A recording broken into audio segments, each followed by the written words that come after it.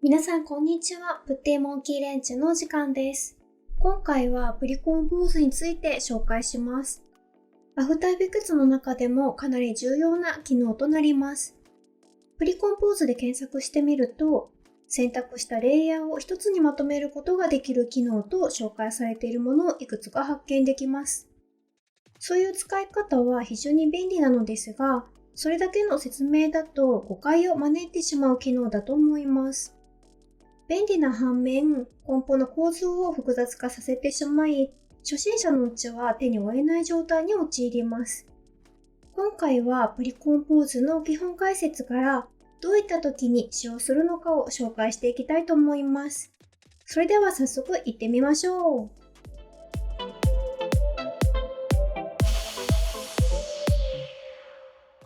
プリコンポーズとは何かという話なんですが、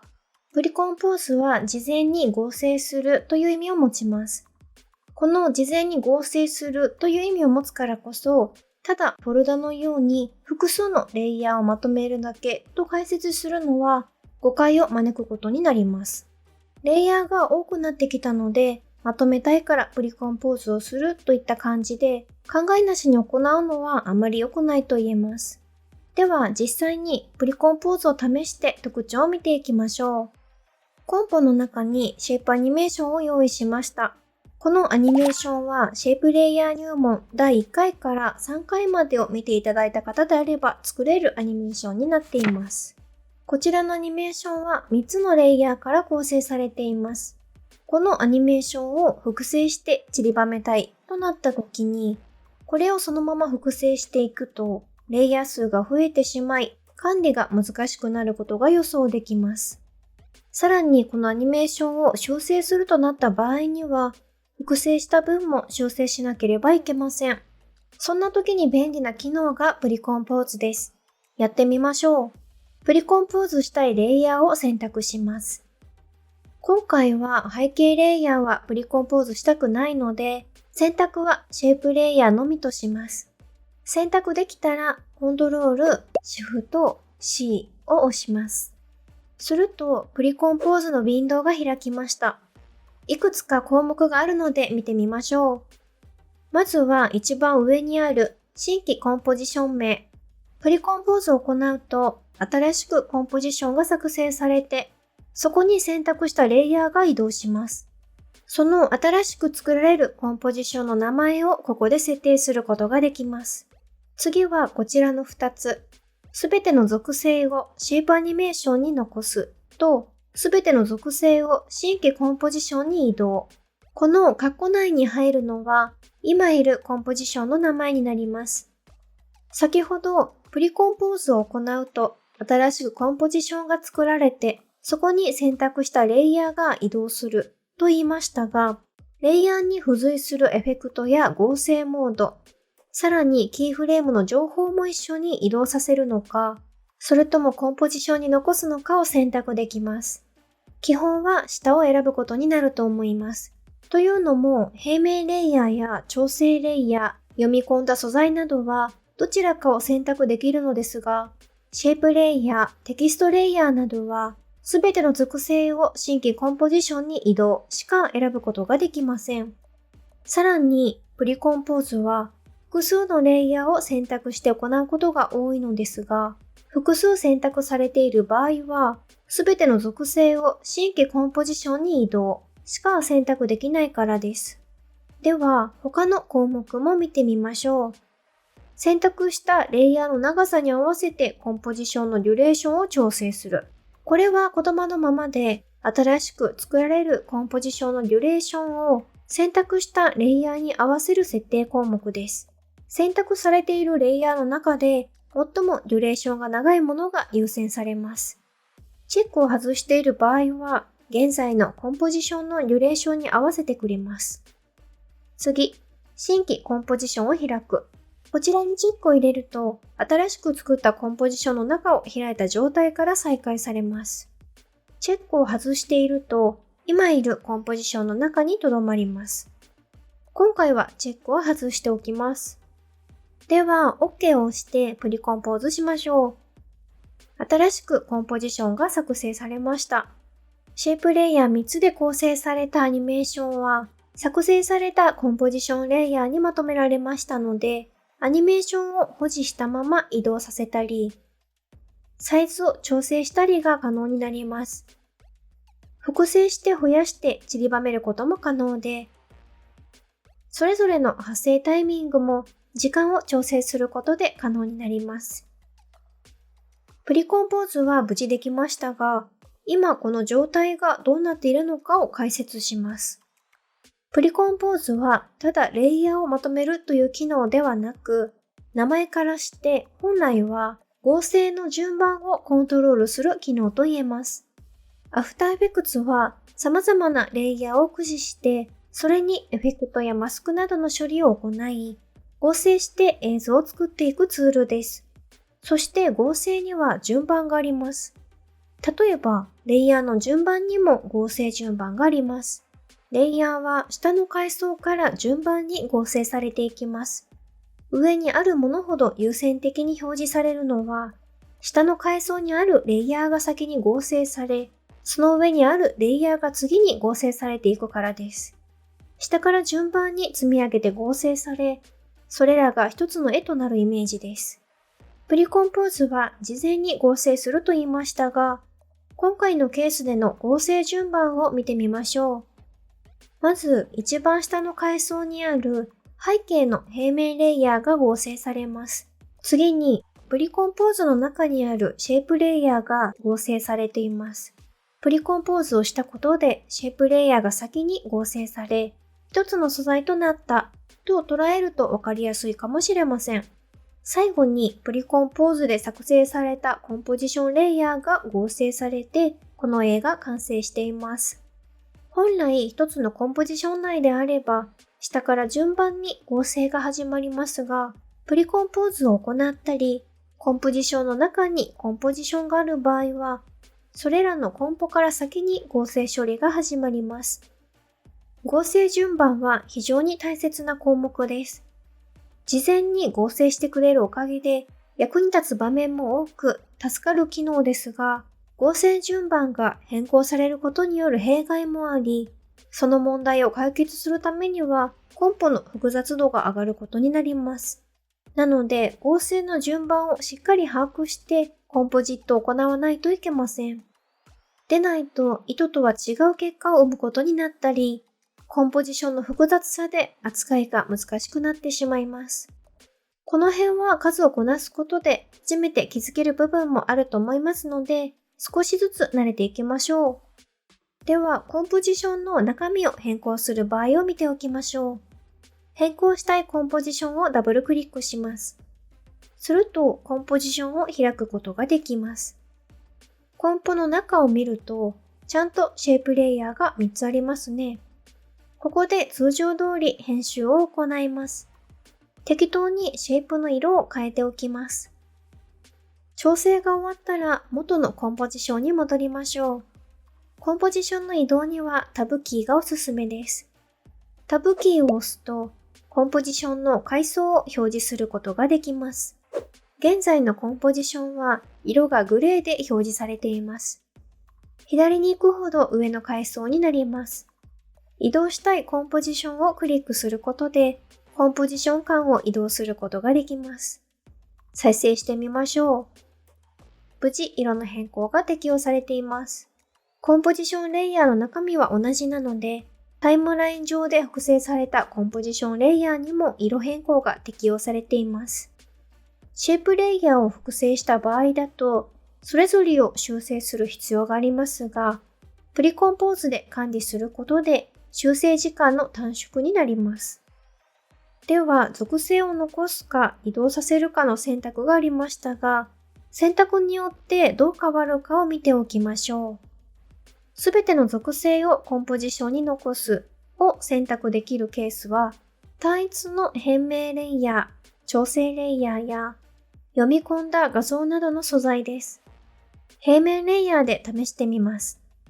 適当にエフェクトやトランスフォームにキーを打った平面を用意しています。こちらをプリコンポーズしてみます。上を選択して OK を押します。プリコンポーズが完了すると、コンポジションレイヤーが作られ、その中にレイヤーが移動します。ダブルクリックして中に入りましょう。プリコンポーズをした平面レイヤーがあります。平面レイヤーを確認すると、先ほど適用していたエフェクトやキーフレームが消えていることがわかります。ではタブキーを押して元のコンポジションに戻ります。先ほど平面レイヤーに適用していたエフェクトがコンポジションレイヤーに適用されています。さらに U キーを押してキーフレームを確認します。平面レイヤーに打たれていたキーフレームもコンポジションレイヤーに引き継がれています。プリコンポーズしたレイヤーの属性を今いるコンポの中に残すということは、作られたコンポジションレイヤーに属性を引き継ぐとも解釈できます。では、属性を移動させた場合を見てみましょう。コントロール、シフト、C を押して、今度は下を選んで OK を押します。コンポジションレイヤーが作られました。確認すると、エフェクトもキーフレームもコンポジションレイヤーにはありません。中にある平面レイヤーを確認してみましょう。平面レイヤーはエフェクトもキーも打たれた状態で移動していることが確認できます。選択したレイヤーが持つ属性をそのまま移動させたということです。選択によって結果が変わるので、用途に合わせて選択します。ただ、先ほどもお伝えしましたが、基本は下を選ぶケースが多いと思います。では、理解を深めるために、プリコンポーズが実際にどういった場面で使われるのかを解説していきます。用途は多岐にわたるのですが、今回は5つ紹介してみます。調整レイヤーでは対応できないエフェクトの適用ができる。作成したアニメーションを再利用できる。コンポジションレイヤー内の変更は、複製されたレイヤーすべてに反映される。合成順番を変更したい場合に使用する。素材やテキストなどの差し替えが簡単になる。では、一つずつ見ていきましょう。調整レイヤーでは対応できないエフェクトの適用ができる。調整レイヤーは以前の動画で紹介しましたが、軽くおさらいしておきましょう。調整レイヤーは調整レイヤーよりも下の階層にあるレイヤーすべてにエフェクトを適用してくれるという特徴があります。皆さん、こんなことを思ったことはないでしょうか？調整レイヤーで一気にエフェクトを適用させたいけど、特定のレイヤーには適用させたくない。こういうケースは多々あると思います。この問題、解決できます。そう、プリコンポーズならね。エフェクトをそれぞれにコピーして適用させてもいいのですが、そうなるとそれぞれのレイヤーにエフェクト処理がかかり、コンポが重くなってしまいます。まとめてエフェクトをかけるのであれば、まとめた方が結果的にいいことだらけです。もしエフェクトの調整をしたいなとなった場合も一つの調整で済みます。では実際にやってみましょう。シェイプレイヤー入門第6回で作成したアニメーションで試してみます。外側に飛んでいる円形を白黒に変更したいというケースでお話しします。円形すべてに色かぶり補正を適用させたいのですが、数が多いし、色を変更したいとなった場合に修正が面倒です。調整レイヤーだと円形だけではなく背景なども白黒になってしまいます。ここでプリコンポーズです。円形をすべて選択して、コントロール、シフト、C を押してプリコンポーズします。これで浮遊していた複数の円形がまとめられました。プリコンポーズによって複数の円形は事前に合成され単一のレイヤーとなっています。ではこのレイヤーにエフェクトを適用しましょう。うまくいきました。外側にある球体だけにエフェクトを適用することができています。このように調整レイヤーでは対応できないエフェクトの適用などで利用するのはありだと思います。では次。作成したアニメーションを再利用できる。プリコンポーズによって付用する複数の円形は単一のレイヤーとなりました。つまり一つの素材として扱うことができます。プリコンポーズで作成されたコンポジションレイヤーを選択して、コントロール D を押し複製します。W を押して回転ツールに切り替えて、複製されたレイヤーをコンポジション内でドラッグして回転させてみます。適当に角度を決めて再生してみましょう。プリコンポーズでまとめられた円形を再利用して簡単に情報を追加することができました。このように一度作ったアニメーションを再利用して映像を作っていくことができます。コンポジションレイヤーの中身は一緒ですが、複製され、レイヤー自体は分かれているので、それぞれに違うエフェクトを適用したり、片側にはエフェクトを適用しないといったことも可能です。複製されたコンポジションレイヤーのエフェクトを削除してみましょう。コントロール、シフト、E で適用されているエフェクトをすべて削除することができます。片方だけにエフェクトが適用されている状態を作ることができました。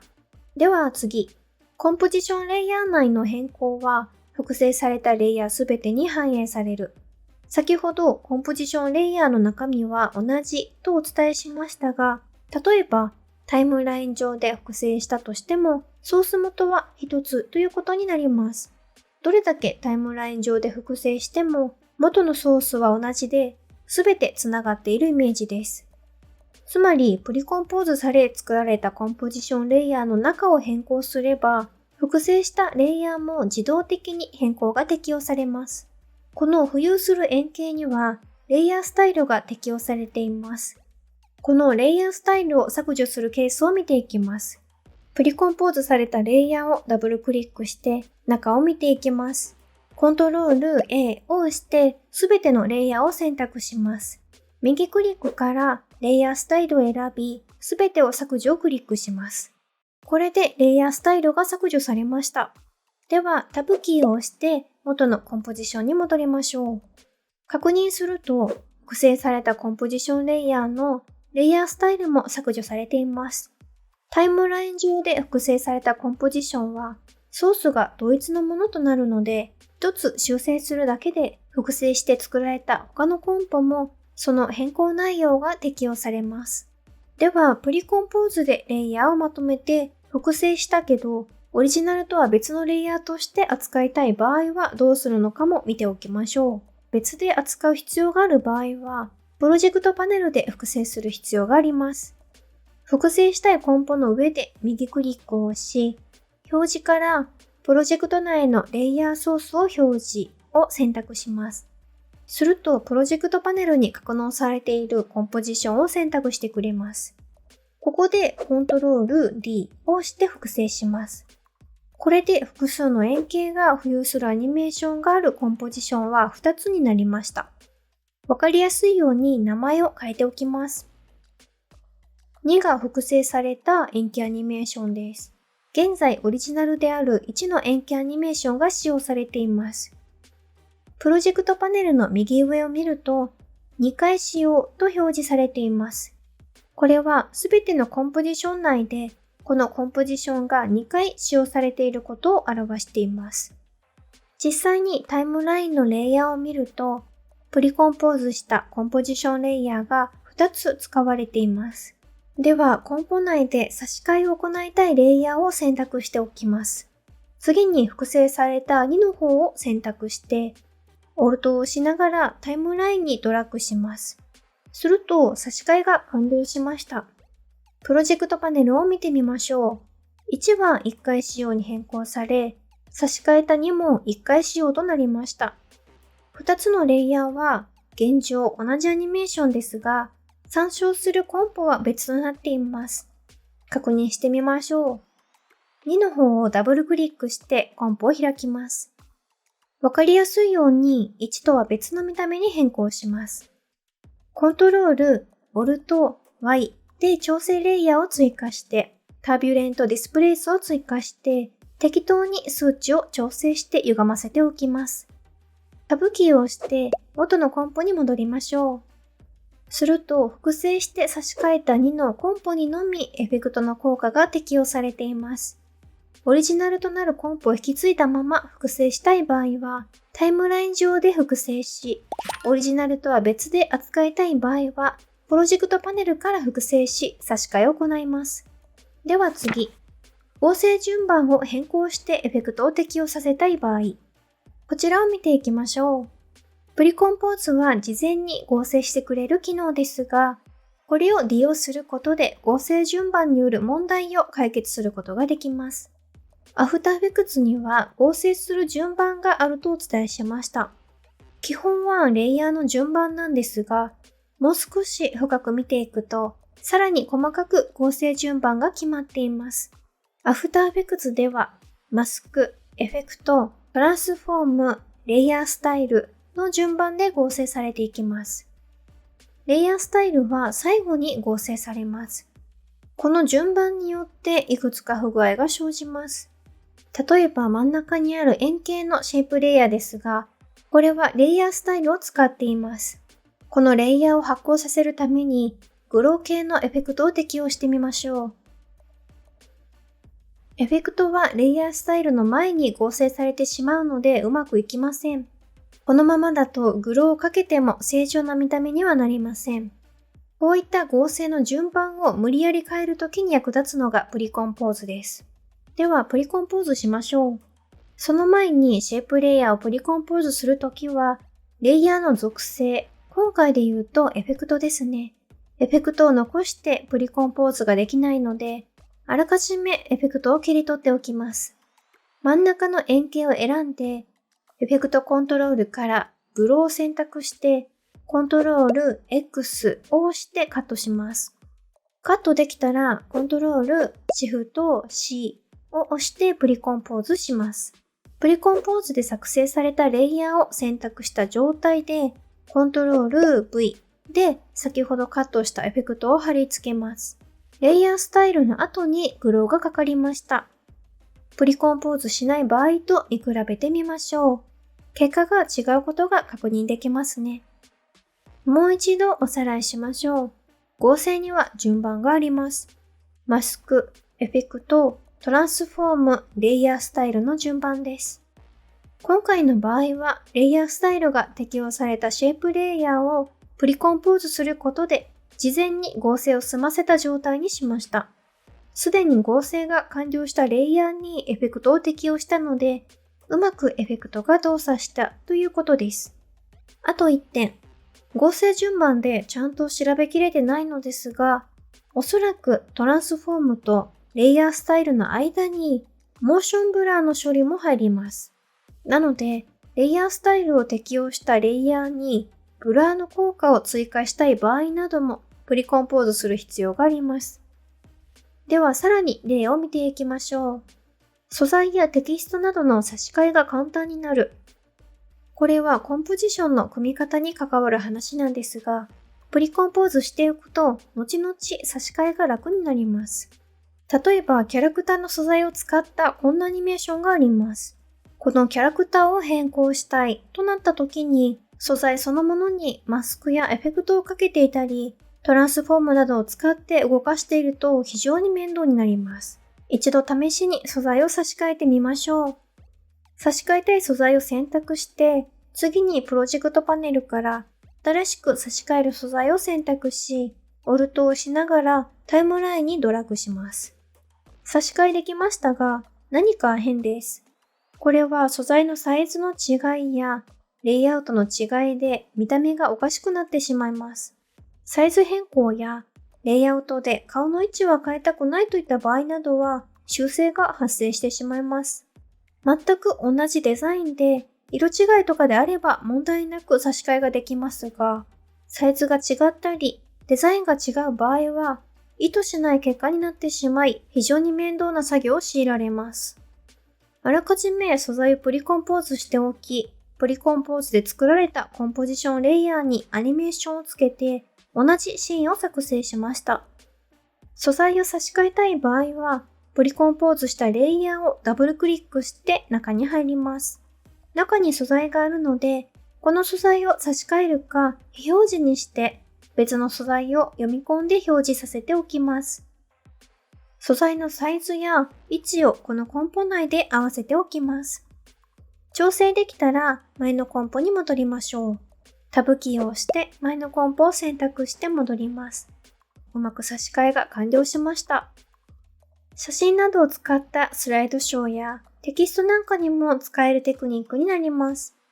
実際に見せたい範囲などは写真によって変わりますし、写真をそのままレイヤーとして扱っていると、どうしても差し替えに手間がかかるので、そういった素材はプリコンポーズすると効率よく編集ができるようになります。他にも仮データやまだ確定していない素材で差し替えが発生しそうなものなどにもいい選択になると思います。クリエイティブな作業では特に修正や差し替えなどが発生するケースがあるので、そういった事態にも対応できるように編集しておくとスムーズに事を運ぶことができます。他にも一部のエフェクトはマスクとの併用ができなかったりします。なので、エフェクトをかけてプリコンポーズを行い、コンポジションレイヤーにマスクを作成するといった手法を取る必要があったりします。あとはまだ紹介できていませんが、タイムリーマップと呼ばれる時間をコントロールする機能とも併用して使われるケースがあります。このあたりはまたどこかで紹介になると思います。プリコンポーズをどういった場面で使うと有効かがつかめてきたでしょうか？次第に深く考えなくても、息を吸って吐くようにプリコンポーズを使う場面が染みついてくるみたいです。私はまだその領域にはいませんが、一緒に目指しましょう。では最後に、あまり多用してほしくないのですが、プリコンポーズについて触れたので、コラプストランスフォームという機能にも触れておかなければいけません。前回、マット設定で少しだけ話しましたが、コンポジションレイヤーには、コラプストランスフォームと呼ばれるスイッチがあります。このスイッチをオンにしていると、プリコンポーズしていても合成順番が変更されず、通常のレイヤー順番となります。つまり、プリコンポーズしていても事前合成されません。イメージとしてはこんな感じです。コラプストランスフォームがオフの場合は、事前合成されるので、左の図のような構造になります。オフにすると、事前合成しないので、プリコンポーズしていても、右の図のような構造になります。このコラプストランスフォームは便利な反面、初心者のうちはおすすめしにくい機能です。理由は、合成順番が複雑になり管理できなくなるからです。今のところコンポジションの階層も1段階潜る程度の編集しか行っていませんが、さらに階層を深く組み立てる必要が出てくると手に負えなくなります。コンポジション内での編集はシンプルであればシンプルなほどいいのです。なので、主に役に立つ場面だけをいくつか紹介しておきましょう。事前合成して困るといえば代表的なのが合成モードです。レイヤーの横にあるスクリーンや加算、乗算などです。これらのモードを使用している場合に、そのレイヤーをプリコンポーズしてしまうと、プリコンポーズで作成されたコンポジションレイヤー内で、まず合成モードの処理が行われてしまいます。なので見た目が大きく変わってしまう問題が起きます。こういった場面は、コラプストランスフォームは役に立つでしょう。事前合成をしないので、プリコンポーズする前の合成順番を保つことができます。他にもまだ皆さんに紹介できていないのですが、アフターエフェクツには 3D レイヤーと呼ばれる機能があります。その名の通り、縦と横以外に奥行きの情報が追加され、3次元の環境で編集が可能になる機能です。3D レイヤーで編集したレイヤーをプリコンポーズすると、事前合成されてしまい、3D 情報を引き継ぐことができません。こういった場面で役に立つのがコラプストランスフォームです。コラプスをオンにすると、事前合成されないので、3D 情報を保持したままコンポジションを編集することが可能になります。あとは前回紹介したマット設定を機能させるために使うといったところでしょうか。最初のうちは使う場面を限定して作業する方がいいかもしれません。使わざるを得ない状況だけで使用するのがコンポジションの構造を複雑にしないコツだと思います。例えば今回紹介した 3D レイヤーの情報を保持する場合やマット設定などです。合成モードに関してはできる限りコラプスを使わなくてもいいように構成する方がいいと思います。プロの方々でも自身で作ったコンポジションで迷子になることもあるらしいので、便利な反面、使い始めたての頃は危険な機能であることは間違いないです。プリコンポーズとコラプストランスフォームについては以上です。いかがだったでしょうか？今回は非常に出番が多いプリコンポーズについて紹介しました。アフターエフェクツを使う上で避けては通れないプリコンポーズですが、ちゃんと理解するには難しい機能だと思います。